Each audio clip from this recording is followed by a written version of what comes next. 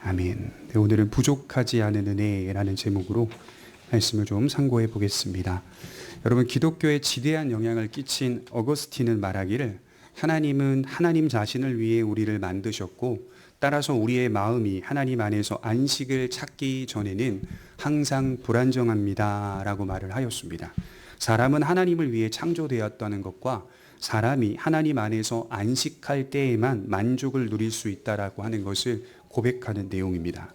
어거스틴은 자신의 삶을 진실하게 돌아보아서 참회록 또는 고백록이라는 책을 지었죠. 자신은 항상 무언가 부족함을 채우기 위해서 분주하게 살았다는 것입니다. 그렇게 분주하고 바쁘게 살았던 이유가 무엇인가를 살펴보니까 그것은 항상 자신의 마음이 공허했기 때문이라는 것입니다. 마음의 공허는 부족을 의미하고 이 부족함을 채우기 위해서는 분주하고 바쁘게 살았다라고 하는 것입니다. 그러면 인간은 왜 부족함을 채우려고 항상 분주하게 살아가고 있는가를 묻게 되는 것이죠. 거기서 우리는 안식이라는 주제를 발견하게 되는데 안식하기 위해서 부족함을 채우려 한다는 겁니다. 그래서 저는 안식이라는 단어를 제일 좋아합니다. 이 단어 속에는 이 평안함, 안정감이라고 하는 어떤 감정적인 은혜가 있죠. 무언가 안정적이고 평안한 모습이 그려지기도 합니다. 그래서 기차를 타고 시골길을 지날 때면 창문 너머에 보이는 아름다운 풍경들이 잠시나마 우리에게 쉼을 가져다 주기도 하죠.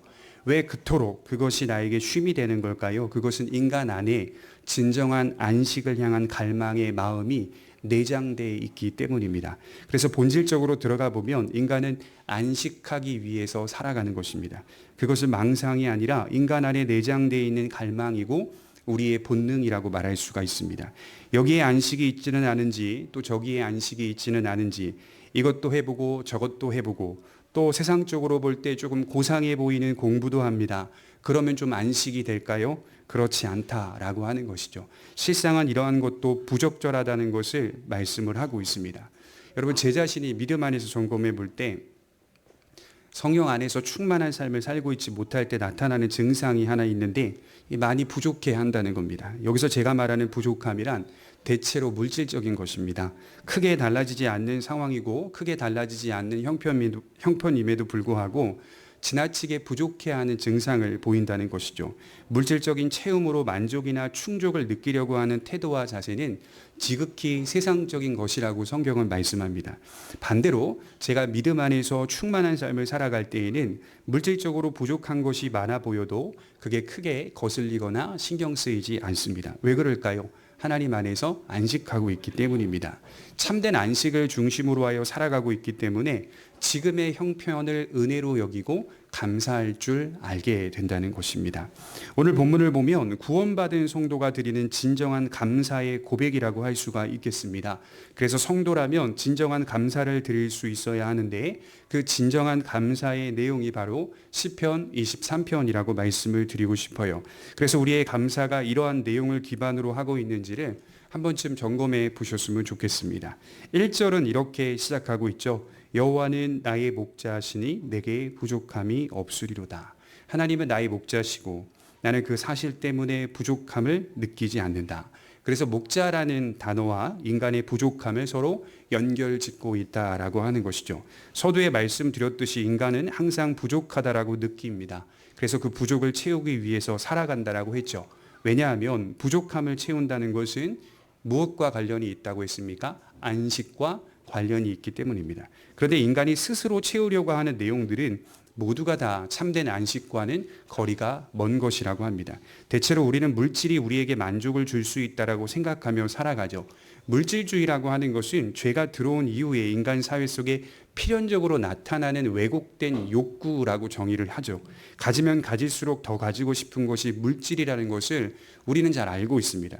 그래서 탐욕은 사람을 더욱 만족스럽게 만드는 게 아니라 더 빈곤하게 만든다고 하죠. 그래서 실제로 일반적으로도 전 세계를 이제 조사해서 통계를 내보면 행복한 나라들은 보통은 이 자본주의가 왕성한 나라라기보다는 굉장히 어렵게 살아가고 있는 후진국들이 행복의 만족도가 훨씬 크다라고 하는 것을 우리는 잘 알고 있습니다. 그럼에도 불구하고 죄인된 인간은 그러한 탐욕의 길을 놓지 않습니다. 놓지 않는다는 건요, 그냥 내가 의지를 가지고 놓지 않겠다라고 하는 것이 아니라 놓을 수가 없는 상태라는 뜻이에요. 그게 놓아지지가 않는 거예요. 불가능한 상태를 말하는 거예요. 그것은 안식하기 위해서 계속해서 탐욕의 길을 걷고 있다라는 것이죠. 그것이 있어야만 안식할 수 있다라고 생각합니다. 그러나 이러한 방향성은 틀렸다라고 하는 것을 오늘 다윗이 우리에게 말해주고 있는 것이죠. 이 시편을 쓴 다윗은 지금 이스라엘의 왕으로 평안과 번영을 누리고 있는 상태였습니다. 다윗의 형편은 이스라엘 모든 백성들에게 높임과 칭송을 받으면서 나라를 안정적으로 통치하고 있을 당시였습니다. 세상의 모든 권세를 손에 쥐고 있는 형편이었다라고 할 수가 있겠죠. 하지만 다윗은 자신의 권세와 자신의 보좌를 높이기보다는 어린아이와 같은 고백을 하고 있어요. 나의 부족함을 온전히 채울 수 있는 것은 오직 하나님뿐입니다. 여호와께서 나의 목자라는 사실이 나의 부족함을 채우는 유일한 근원이다라고 말씀을 하고 있는 겁니다. 그분이 내 안에 거한다는 사실, 그분이 내 인생에 함께한다는 사실 때문에 나는 근본적으로 부족하지 않습니다라고 하는 것이죠. 여기서 흥미로운 것은 다윗은 자신을 왕으로 묘사하지 않고 양으로 묘사하고 있습니다. 왕이 아니라 양으로 묘사하고 있다는 것이죠. 모든 인간은 참된 보호를 필요로 한다는 말이 될 것입니다. 다윗은 인간의 실상을 정확하게 알고 있는 사람이겠죠. 인간은 연약하다는 겁니다. 인간은 비참하다는 겁니다. 왕으로 살든 군인으로 살든 서민으로 살든 모든 인간은 다 보호를 받아야 할 존재라는 사실입니다. 죽을 때에야 보호를 받는 게 아니라 우리는 매 순간 인생 속에 항상 보호를 필요로 하는 연약한 존재라고 하는 것이죠. 프랑스의 철학자 볼테르라고 하는 사람이 있는데요. 이 사람이 18세기의 철학자인데요. 굉장히 유명한 철학자인데 이 사람이 전 인생을 걸쳐서 하나님의 존재를 부인했고 하나님의 말씀을 조롱했고 하나님 자신을 이렇게 비판하며 조롱하며 살았던 사람입니다. 그가 마지막 순간에 말하기를 뭐라고 말했냐면 비로소 하나님이 계신다는 것을 깨닫고 천국과 지옥이 있다는 것을 깨달아 나는 지옥에 간다 이렇게 말하고 죽었어요.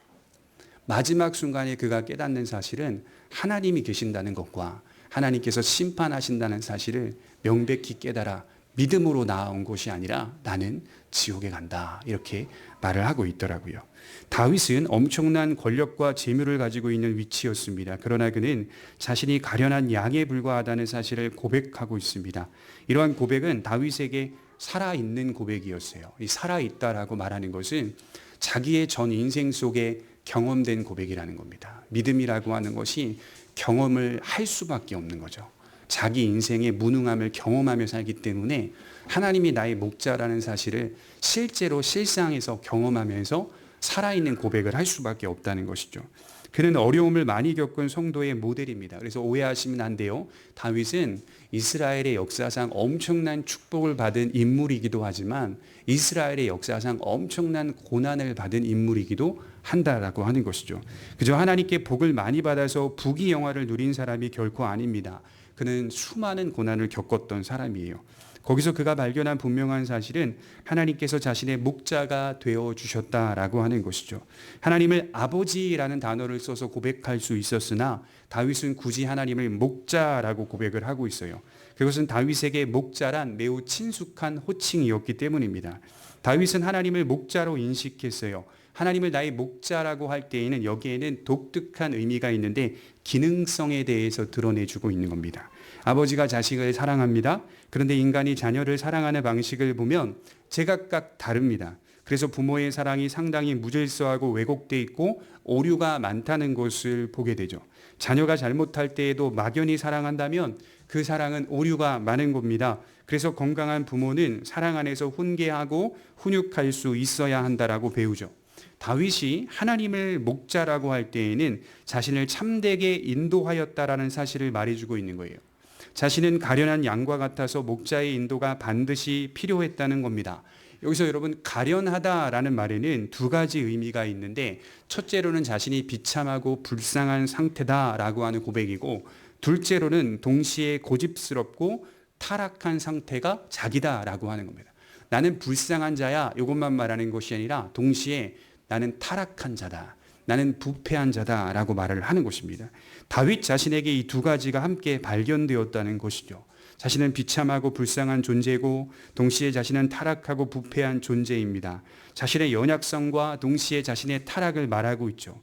여러분, 우리에게는 연약함만 있지 않습니다. 그래서 대개 하나님을 잘 모르는 분들은요, 보통은 자기의 연약함만 가지고 하나님께 나오는 분들이 있는데, 하나님께 연약함만 가지고 나오는 게 아니에요. 복음적인 신자는 자기의 고집도 가지고 나와서 자기의 부패와 타락을 솔직하게 토해낼 수 있는 사람이어야 돼요.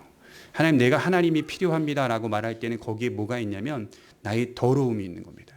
나는 더러운 존재입니다. 내 안에서는 죄밖에 나오는 것이 없습니다라고 하는 분명한 고백 속에서 연약함을 이야기하고 있는 겁니다. 여러분, 우리에게는 연약함보다는 뭐가 더 크냐면 교만이 더 큽니다. 타락이 더 큽니다. 고집이 더 큽니다. 그런 고집스러움과 부패가 있음에도 하나님은 우리를 당신의 자녀로 받아주고 계셨다는 것이죠. 그래서 우리에게는 아버지의 넓은 사랑만 필요한 게 아니라 목자의 지도가 반드시 필요합니다. 목자는 양을 불쌍히 여김과 동시에 양을 바르게 인도해야 합니다. 울타리를 벗어나려는 양이 있다면 벗어나지 못하도록 인도하는 것이 목자의 기능성이죠. 제가 오래전에 목장에 간 적이 있는데, 양떼 목장에 간 적이 있는데, 양떼를 구경하러 온 많은 사람들이 이제 양떼에게 풀도 먹이고 먹이도 먹이고 여러 가지 이제 사진도 찍고 하는데요. 그 중에 이 양들 몇 마리가 꼭 그 울타리 밖으로 나오려고 하는 거예요. 그래서 관광객들이 출입하려고 하는 그 출입문에 있죠. 몇 마리의 양들이 대기하고 있다가 살짝 문을 열면 튀어나와요. 그러니까 관광객들은, 특히 여성분들은 무서우니까, 양들이 등치가 좀 있잖아요. 무서우니까 들어가지를 못하는 거예요. 문만 열면 애가 튀어나와요. 계속 튀어나와요. 그래서 계속 못 들어가고 있어가지고 제가 그분들 다 이제 비켜놓고 몸으로 툭툭 치면서 안으로 다 집어넣었어요. 그때 깨달은 사실은 하나님이 우리를 이렇게 인도하시겠구나. 그래야 비로소 약간 양이 겁을 먹으면서 다시 제자리로 돌아가고 있더라고요. 돌아가면서도 이 녀석들이 무서워서인지는 모르겠는데 가면서 막 똥을 지려요. 똥을 지리고 오줌을 지리고 막 못 들어오게 관광객들을, 지저분한 행동들을 막 합니다. 이처럼 양들 중에 고집이 세고 이 타락함과 부패함이 강한 이 양들은 울타리 밖으로 자꾸 벗어나려고 한다는 것이죠. 그렇기 때문에 누가 있어야 됩니까? 목자가 있어야 돼요. 양떼 목장에는 목자가 있어야 돼요. 목자가 없으면 양떼 목장이 아니라는 겁니다. 다윗은 4절에 보시면 이렇게 말하고 있어요. 주의 지팡이와 막대기가 나를 인도한다 라고 표현을 하고 있습니다. 사실은 이게 하나인데요, 두 개의 성격을 가졌다라는 뜻입니다. 사랑과 공의로 자신을 인도하셨다라고 말씀을 하고 있는 것이죠. 사랑하시고 징계하심으로 자신을 선하게 이끌어 주셨고 보호하셨다라고 하는 말입니다. 다윗이 얼마나 선한 사람입니까? 밧세바를 범한 사건을 제외하고는 성경에서 이만큼 선한 사람도 찾아보기가 드뭅니다. 여러분, 열왕기상 15장 5절을 한번 찾아보겠습니다. 열왕기상 15장 5절입니다. 열왕기상 15장 5절입니다.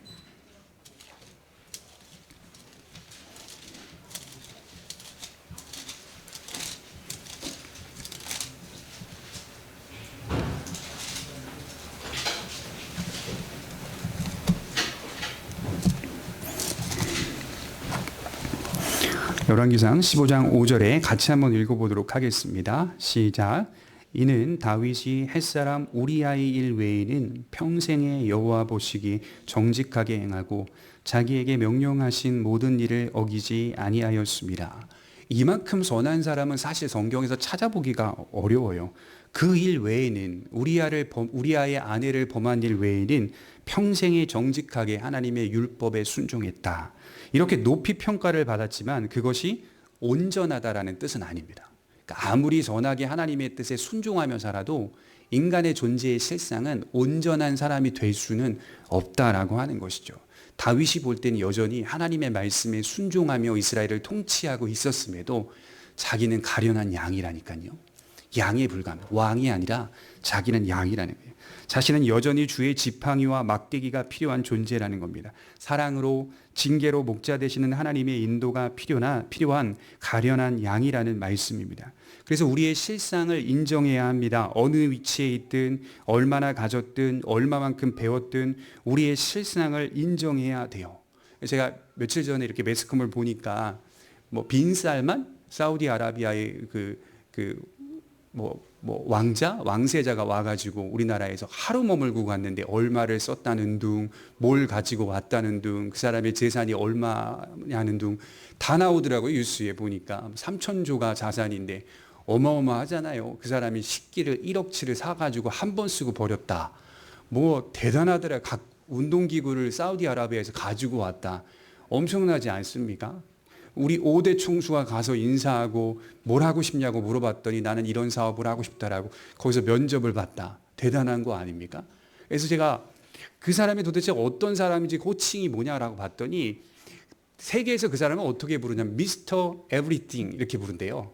모든 것이 가능한 사람 이런 뜻입니다. 그 사람을 미스터 에브리띵 이렇게 부른다는 거예요. 모든 것이 가능한 자. 인간이 인간을 높일 때 최고의 높임이 뭔지 아십니까?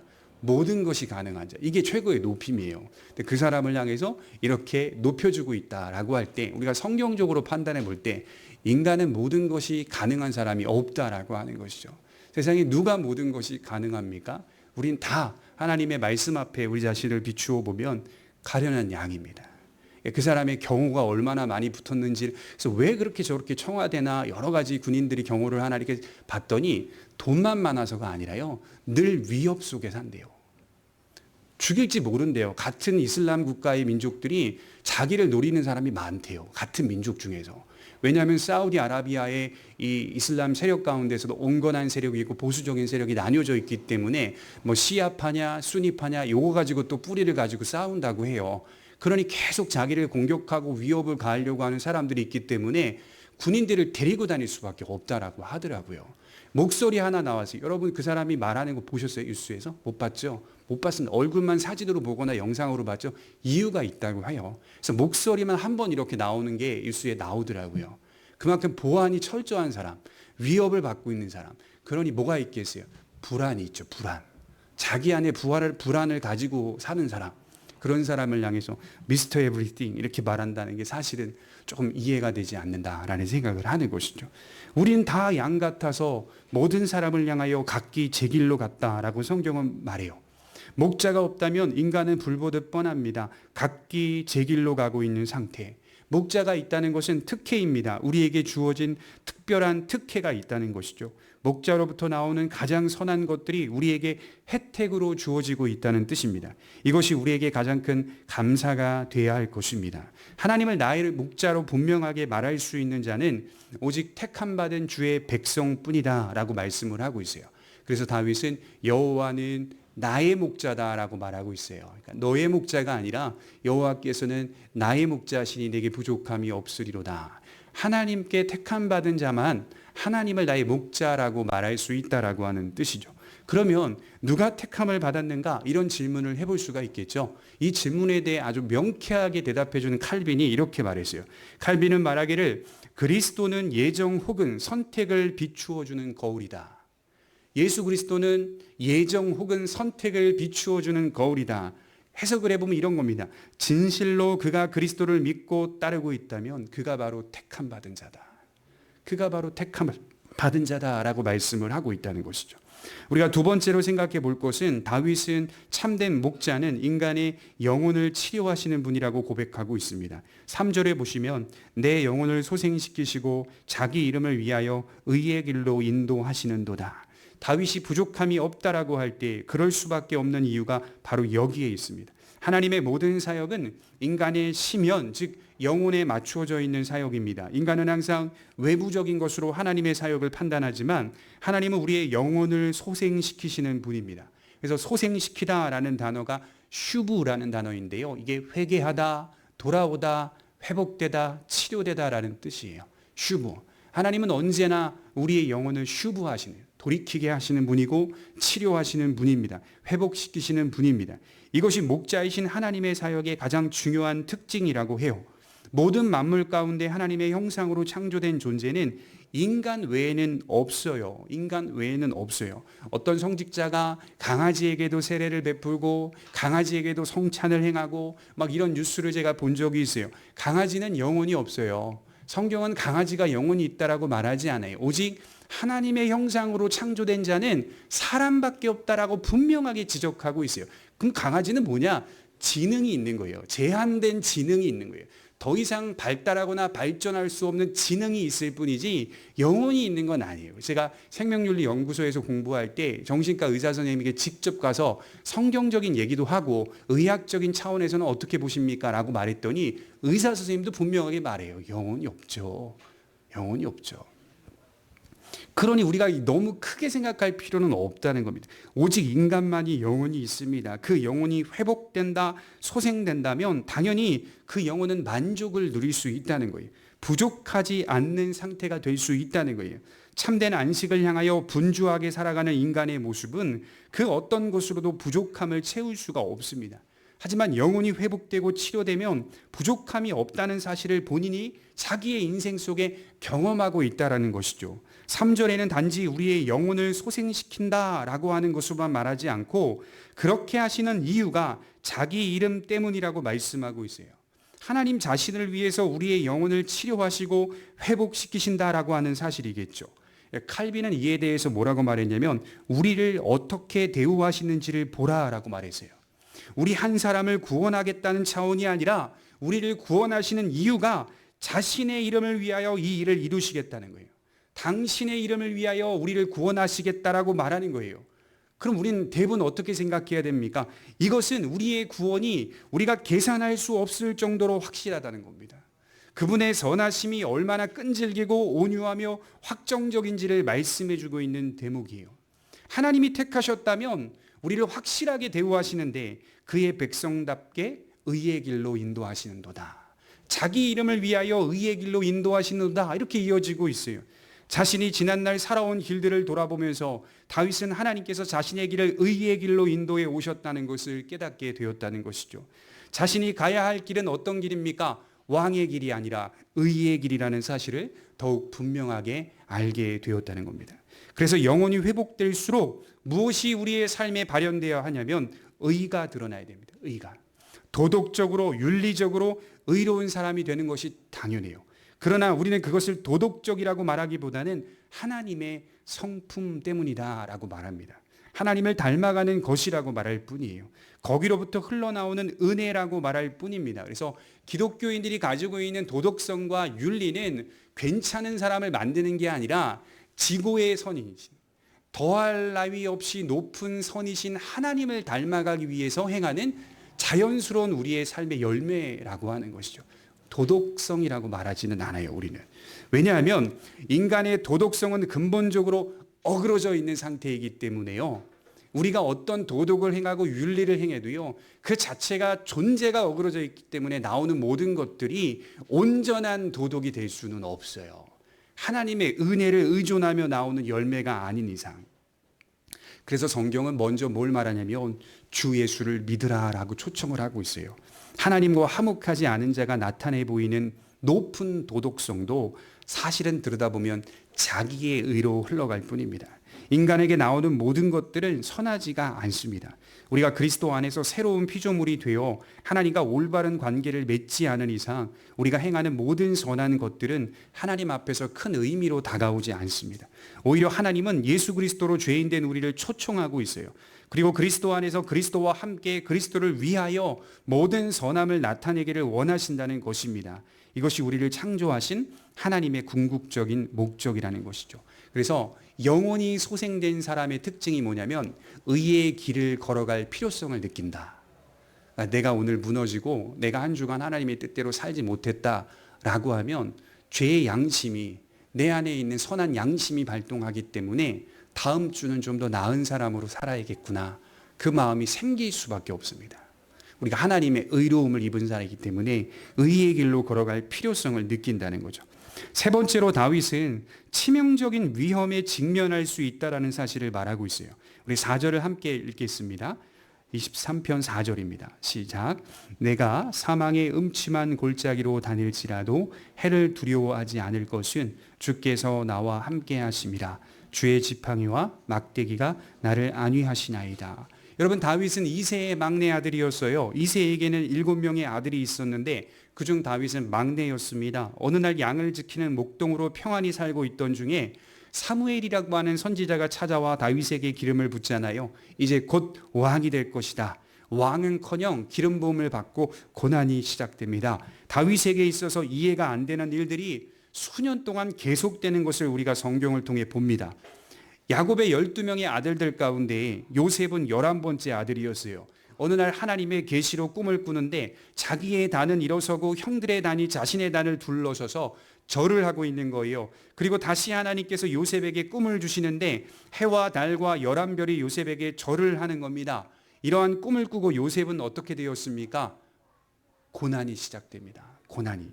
항상 죽음의 위협에 노출되어 있었던 인생을 살았던 게 요셉과 다윗이었습니다. 하나님은 이 세상이라는 고통의 현장을 성도가 있는 그대로 직면하게 하십니다. 죄로 얼룩진 이 세상 현실이 고통 앞에서 성도에게 다가올 수도 있다라고 하는 겁니다.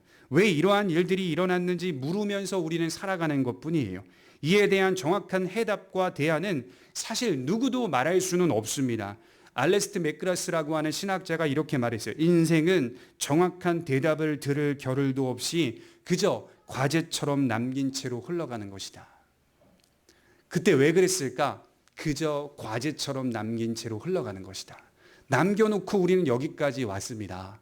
정확하게 말할 수 있는 분들이 있으세요? 없어요. 하나님은 그것을 허락하지 않았기 때문이에요. 다윗도 마찬가지였어요. 그러나 다윗은 세상 사람들과 결이 다르다라고 말하고 있습니다. 이러한 이해할 수 없는 고통과 치명적인 위험 앞에 두려워하지 않겠다라고 말할 수 있다라고 하는 것이죠. 왜 그럴 수 있습니까? 하나님이 나와 함께 하신다는 믿음이 그 모든 것들을 몰아냈다라고 말씀을 하고 있어요. 정확한 해석은 없지만 정확한 대답도 들을 수 없지만 하나님께서 나와 함께 하시니 괜찮다 이렇게 말하고 있어요. 그것은 무책임한 말이 아니라 치명적인 위험 앞에서도 하나님은 여전히 나를 인도하시는 목자라고 믿었던 겁니다. 훌륭한 목자는 자기의 양들을 소중하게 여기고 그것들이 병약할 때 그것들을 간호하고 보호해 줍니다. 다윗 자신이 그랬기 때문이죠. 어린 시절에 양을 옆에 두고 목동으로 살면서 사자나 곰이 나타났을 때 양을 보호해 준 자가 소년 다윗이었어요. 그러니 하나님에 대한 이해가 훨씬 더 깊고 크죠. 하나님은 나를 이렇게 사랑하실 것이다. 나를 이렇게 보호하실 것이다. 늘 곁에서 간호하고 치료하며 일으켜 주었습니다. 다윗은 그런 하나님을 직접 만난 것입니다. 인생은요, 안 아플 수 없지만 아프더라도 하나님은 내 곁에서 나와 함께 하신다는 것입니다. 자신은 지금 왕입니다. 그리고 번영을 누리고 있는 상태예요. 표면적으로는 평안합니다. 아주 평안한 상태. 이스라엘을 통일시킨 상태. 모든 사람이 다윗을 칭송하고 있는 상태. 정말 먹을 것이 없는 것이 아니라 먹을 것이 풍요로운 상태. 하기만 하면 다 성공하는 형통한 상태. 바로 그때 뭐라고 고백합니까? 내가 사망의 음침한 골짜기로 다닐지라도 이렇게 말하고 있어요. 전에 자신이 지나온 사망의 음침한 골짜기를 생각했을 것입니다. 치명적인 고난이라는 뜻이겠습니다. 그러나 전의 이야기를 하는 게 아니라 후에 자기에게 올지도 모르는 또 다른 역경과 환난을 곰곰이 생각하고 있다는 것이죠. 충분히 닥칠 수 있다라고 하는 점을 인정하고 있습니다. 그러니까 여러분, 내가 지금 잘 되는 것 같아요. 형통한 삶을 사는 것 같아요. 내가 뭐든지 잘 이루는 것 같아요. 그때 뭐라고 고백하셔야 되냐면 내가 사망의 음침한 골짜기를 다닐지라도 라고 하는 다윗의 말씀이 묵상되시기를 바랍니다. 후에도 이러한 역경이 찾아올 수 있다는 사실을 인정하셔야 돼요. 그래야 하나님을 형편에 따라 섬기지 않는 겁니다. 저는 이 고백 속에 다윗 자신이 이런 고난 앞에서 아무 두려움이 없었다는 점을 말하기 위함이 아니라고 봐요. 왜냐하면 시편을 읽어보면 역경 속에서 다윗은 두려움에 휩싸여 기도하는 내용들이 상당히 많이 발견되기 때문입니다. 두려운 상태를 솔직하게 말하는 다윗의 시편은 곳곳에 들어가 있어요. 다윗은 두려움이 많았던 사람이에요. 그런데 어떤 점에서 자신은 두려워하지 않겠다라고 고백하는 겁니까? 목자가 나를 어디로 인도하든 나는 신뢰하겠다, 이런 말입니다. 내 형편이 어디로 인도되든 나는 신뢰하겠다. 나에게는 목자가 있기 때문이다. 왜냐하면 목자의 지팡이와 막대기가 나를 안위하기 때문이다. 이렇게 말씀을 합니다. 이것은 하나님의 섭리에 의존하며 살겠다라고 하는 고백입니다. 그래서 우리 그리스도인들은 이 세상 현실 가운데 놓여있는 고통의 주제를 인정하셔야 합니다. 이 고통이라고 하는 것은 그리스도인이든 비그리스도인은 피해갈 수 없는 공통의 주제입니다. 이 흐름 안에서 우리는 하나님의 섭리를 바라보며 그분의 인도를 받는 겁니다. 여러분, 고통이 있기 때문에 저 자신이 고백하기로는 고통이 있으니까 천국이 사모가 되는 거 아닐까요? 저 자신의 신앙을 봤을 때 아픔과 고통과 이런 슬픔이 있기 때문에 사실은 슬픔 없는 나라가 더 사모가 되는 거예요. 흠모가 되는 거예요. 더 큰 은혜고 하나님의 축복이죠. 고통 그 자체를 누리는 사람은 그 고통을 향하여 원망하고 비판하기 일쑤이지만 하나님의 백성들은 고통을 통해 하나님의 나라를 바라봅니다. 그리고 우리의 아픔 속에 눈물을 닦아주실 예수 그리스도를 기대합니다. 성경 어디에도 고통이라고 하는 주제를 피해갈 수 있었던 사람은 없었습니다. 그러니까 제발 성경을 오해하지 마세요. 축복받은 사람들 이면에는 고통받은 동일 인물이 있습니다. 그러니까 축복을 많이 받은 사람들 속에는 고통받은 동일 인물이 있다는 거예요. 고통과 축복이 함께 번갈아 이루어지는 것을 본다는 거예요. 모두 역경을 만났고 모두 고난을 경험했습니다. 작게는 크게는 모두가 다 경험하는 것이 고통이라고 하는 주제였어요. 그리고 조금 더 나아가서 생각해 보면 예수님은 우리가 걸어가야 할 인생을 좁은 인생이고 좁은 길이라고 말했지 넓고 평탄한 인생이라고 하신 적이 없어요. 이것만 말해도요, 그렇게 기복주의를 가지고 다가오는 사람에게 한마디로 끝낼 수 있어요. 예수님 뭐라고 말씀하셨는지 아니? 주님을 따르는 길은 좁은 길이고 험악한 길이다 라고 말을 했다. 하나님 보시기에 평탄한 길은 사람 보기에는 험하고 좁은 길일 수 있고 사람 보기에 평탄한 길은 하나님 보시기에 험한 길일 수 있다. 이렇게 이해하셔야 돼요. 그래서 하나님이 우리를 평탄한 길로 인도하신다라고 할 때 우리는 고난의 길도 평탄한 길이 될 수 있다는 사실이에요. 하나님이 우리를 고난의 길로 인도하시는데 그게 사실은 들여다보면 평탄한 길이 될 수 있다라고 하는 것이죠. 종합해 보면 하나님께서 인도하시는 길이라면 어느 길이든 평탄한 길이다라고 고백하는 겁니다. 마지막 네 번째로 생각해 볼 수 있는 것은 지금 다윗은 목자의 목표에 대해 감사하고 있습니다. 6절을 한번 보겠습니다. 6절을 같이 읽겠습니다. 시작. 내 평생의 선하심과 인자하심이 반드시 나를 따르리니 내가 여호와의 집에 영원히 살리로다. 참 재밌죠. 이 6절 말씀은 제가 대학원 다닐 때 히브리어로 암송시켰던 말씀이거든요. 교수님이. 그러니까 이 말씀을 히브리어 원문으로 암송하며 노래로 읊조리면서 시험을 봤던 기억이 나는데요. 근데 그게 저의 삶에 굉장히 큰 힘으로 다가오죠. 이렇게 한번 말씀을 암송하잖아요. 그 의미를 깨닫잖아요. 그러면 그 의미가 마음속에 깊이 들어와서 늘 언제나 어떤 상황에서든 이런 고백이 흘러나오게 되는 거 아니겠습니까? 먼저 보면 하나님의 목자 되심이 계속성을 띈다라고 말하고 있어요. 자기의 생애의 마지막 순간까지 멈추지 않을 것이라고 약속합니다. 하나님의 선하심과 인자하심이 결코 멈추지 않습니다. 하나님의 선하심이 결코 줄어드는 일이 없습니다. 마지막 순간까지 하나님은 우리에게 호의를 베푸신다는 말입니다. 여러분, 어떤 것이 꾸준하게 지속된다는 것이 얼마나 고맙고 감사한 일인지 잘 아실 거예요. 우리 인간은 악해서 좋은 것들이 꾸준히 지속되면 무뎌집니다. 한 예로 보면 이제 우리 권사님들, 집사님들 세대 때는 아니지만 저희 때는요, 이게 복지가 나라가 참 잘 돼 있는 것 같아요. 아동수당, 그 다음에 이제 출산수당, 막 이런 것들이 나와요. 그래서 몇 년간 아이가 몇 살 때까지는 매달 시에서 10만 원, 나라에서 뭐 5만 원, 10만 원 이런 식으로 이렇게 주어지는 혜택들이 있거든요. 제한돼 있습니다. 근데 이게 재밌는 게 뭐냐면 한 번, 두 번, 세 번, 네 번 받다 보면 이게 감사가 아니라 이게 무뎌지게 됩니다. 그리고 당연히 우리가 받아야 되고 들어와야 될 그런 물질로 생각하게 되죠. 근데 이게 이제 어느 시점이 되면 금액이 줄어요. 5살 금액과 6살 금액, 7살 금액들이 조금씩 줄어듭니다.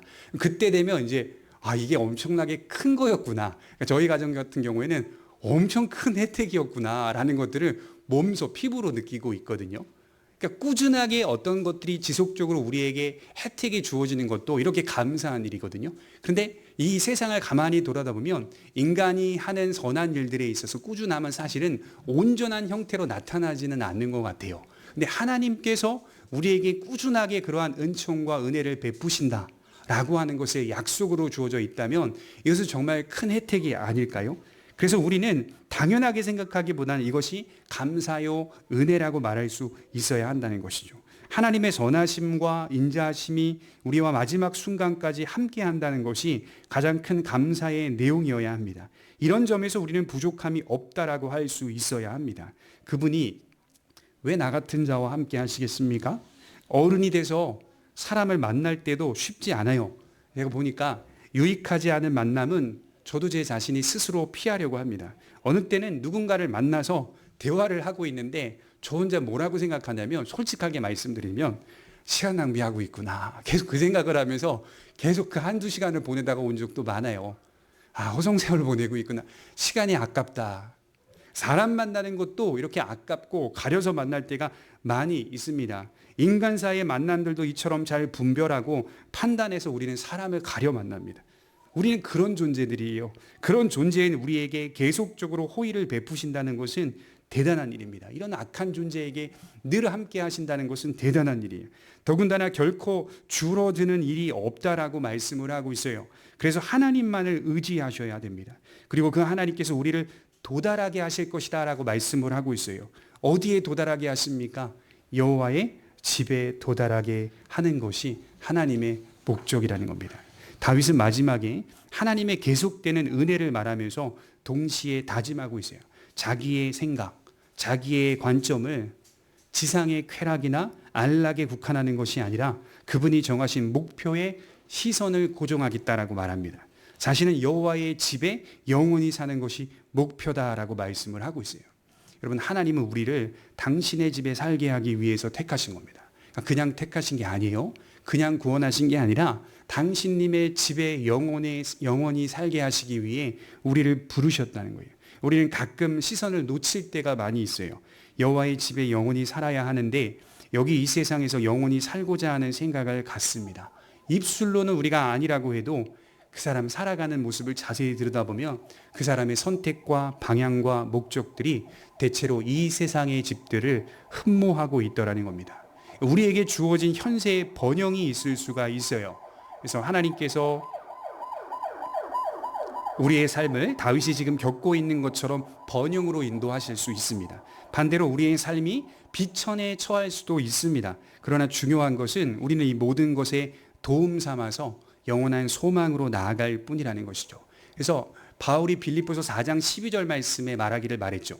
나는 비천에 처할 줄도 알고 풍부에 처할 줄도 알아서 모든 일에 배부름과 배고픔, 일체의 비결을 배웠노라. 이 말씀을 시편 23편과 가만히 묵상하면서 해보니까 어떤 뜻일까요? 풍부에 처했을 때에도 그것을 도움 삼아서 하나님의 집을 사모했다는 뜻이고요.